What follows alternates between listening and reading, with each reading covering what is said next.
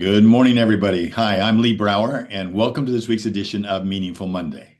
I am grateful to be here, and I am glad to be here. Don't you just love springtime?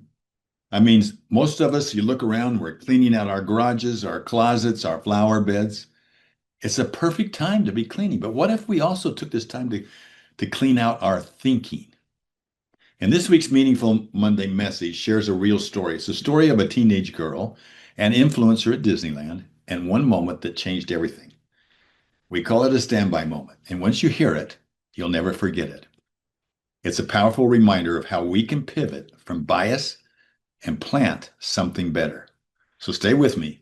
You just might find a new tool for your family, your mind, and your legacy. So let's go big first. First of all, begin in gratitude. I am grateful today for the season of spring, a time when nature gently reminds us it's time to clean up, make space, prepare for new growth.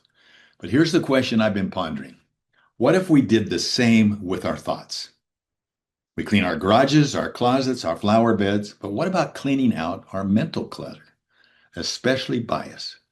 I could go on about the role that bias is playing in our world today, but let's just take it one little weed at a time, you see, because bias is like a weed.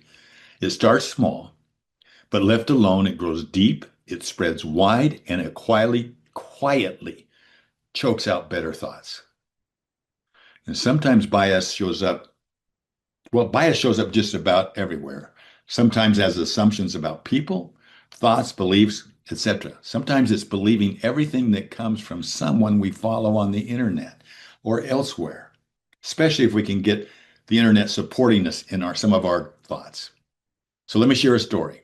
A father in one of our recent workshops came up to me and said, "Man, it's tough getting through to your 15-year-old teenage daughter." He says, it's like they have all these followers or influencers, and they're all around and they've always got something going, and they kind of don't listen to dad.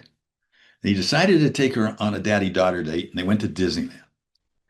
And then they were walking along, and she got really excited. She goes, "Dad, I follow that girl. She's an influencer." And they moved closer, and the influencer was filming a podcast right under a Disneyland sign. And she was saying, "This is the only way to visit Disneyland. Pay for the express lane like me. Skip all those long lines like those people. You can move right up to the front of the line. Trust me." Then, after hitting stop, she quietly walked over and got in the standby line. All right, so what happened? The daughter saw it. The dad saw it. She looked at her dad and she unfollowed the influencer on the spot. Now, that's valuable. See, the image was fake, the bias was real, the truth was different. So later I told the dad, "You need to name that moment. You want to call it your standby moment." Because she went into the standby line, right? So you need to name it. Call it your standby moment. Now that phrase, standby moment, means something personal to them. It's a level of intimacy. It's a code. It's a reminder. It's a bypass, a pivot. It's a way of saying, are we following truth or just someone's carefully framed version of it? Now that phrase now belongs to them, but it can belong to you too, and to me. So here's our empowering question for the week. What bias or assumption do I need? Excuse me. What bias or assumption do I get to weed out?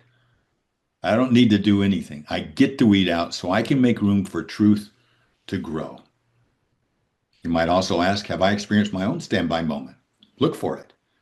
Did you name it? Did you share it? Well, do it. Once you're aware of it, you just may see it. You see, naming a moment gives it power. Sharing it gives it legacy. And that's how we create mental spring cleaning. Thank you for letting me share this week's Meaningful Monday message. It is more as impactful for me. It's better for me than it is probably you. But I enjoy sharing it with you. And would you be willing to join me next week as we share some more thoughts together? Have a meaningful week. We'll talk next week. Bye-bye.